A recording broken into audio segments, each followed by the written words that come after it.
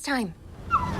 You know who that is? That's Moana, everyone's favorite Polynesian princess in Moana 2, one of few new movies I'll be reviewing this week on CJ at the Movies, along with Luca Guadagnino's latest movie starring Daniel Craig, and 3 holiday comedies, 2 of them starring Jack Black and Lindsay Lohan. I'm Christopher Zweig. Let's take a look. We just found out this year that the sequel to the 2016 Disney animated hit was made, and we also heard a while back that a live-action version was in the works. And I'm also told that the story was going to be made as a Disney Plus series, but now they turned it into a theatrical production, and the live-action version will come out in a few years. Auli'i Cravhalo is back as the voice of the Polynesian princess Moana, and Dwayne Johnson is also back as her demigod friend Maui.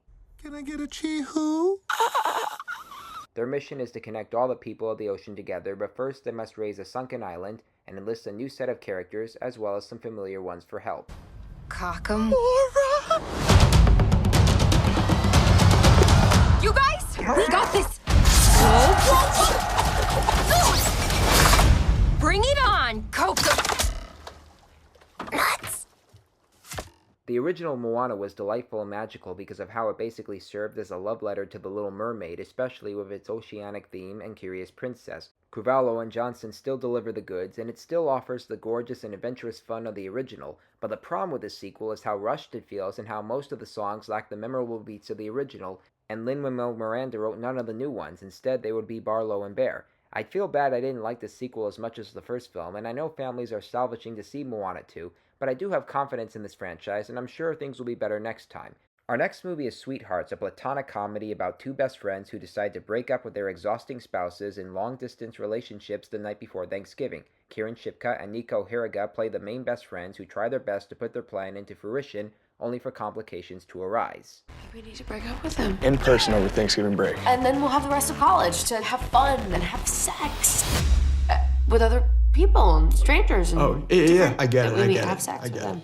They need help from their gay friend Caleb Heron to make sure their breakup plan works out, and while he struggles to deal with their spouses, he's on a journey to express his homosexuality. Who's Jet Amy? It means I love you. What? Go away. Shipka and Hiraga both have a likable chemistry, especially the way they criticize each other for their own issues and how they handle them, and Heron does some charming work as the gay friend who needs to find his inner self. But Sweethearts needs a little more stuffing and less cliches. It has its good intentions, but it doesn't really take off and lacks a certain When Harry Met Sally iconic charm. It's not really something worth rushing to watch before or after dinner. It's more sweet and outspoken than it is funny and original, and this is coming from a film critic who appreciates those elements.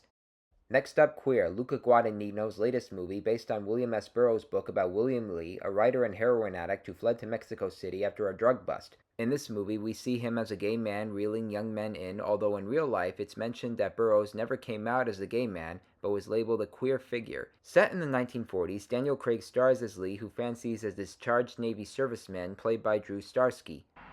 I want to talk to you without speaking.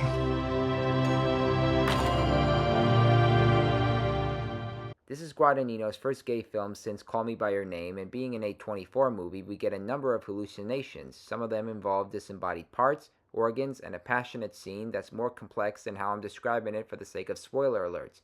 So a combination of both elements could work, but Queer seems to be too indulged on both sides that it's difficult to acknowledge the point of it all. It all looks fascinating. I like how the modern music keeps things classy without being so obvious, and Craig and Starsky both deliver with the right ambiance, but I feel as though the hallucinations were upstaging the characters. Maybe next time. Next up, Dear Santa, a Christmas comedy telling the story of a boy with a learning disability who writes a letter to Santa Claus, but instead of spelling S-A-N-T, he spells S-A-T-A-N, and in a movie that combines the Santa Claus, Bedazzled, and Aladdin, up comes Jack Black as a devilish figure. Oh, that's putrid. Thank you. What do you want? You summoned me. Not what I expected. What'd you expect? In the movies, the reindeer usually have the antlers, not you. Kid, are you high? The kid is played by Robert Timothy Smith, and the devil gives him 3 wishes plus a freebie. Of course, he'll have to take his soul afterwards. By the way, after you make your wishes, I'm taking your soul. What? You ain't never had a friend like me.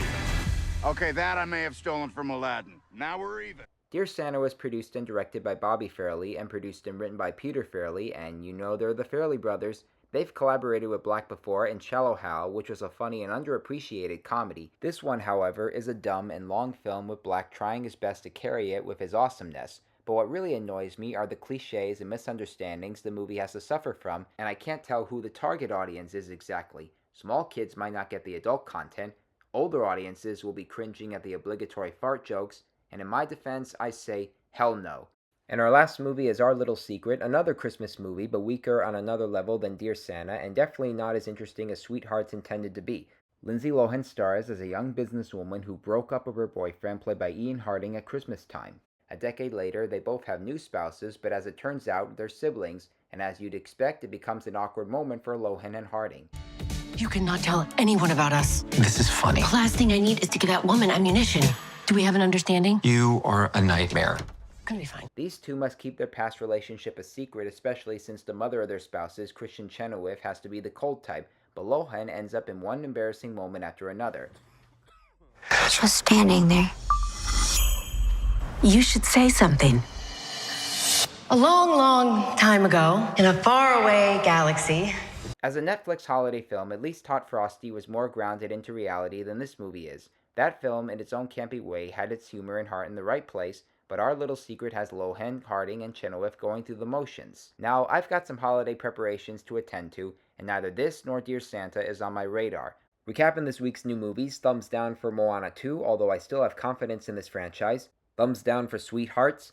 Thumbs down for Queer. Thumbs down for Dear Santa. And thumbs way down for Our Little Secret, and I'm sure next week will be a better week at the movies. Well, those are the new movies I'm reviewing this week. I'm Christopher Zweig. Happy holidays, stay safe, and I'll see you at the movies. For more amazing content, please like and subscribe to my channels, and please read my reviews at cjatthemovies.com and download the new HD Radio app.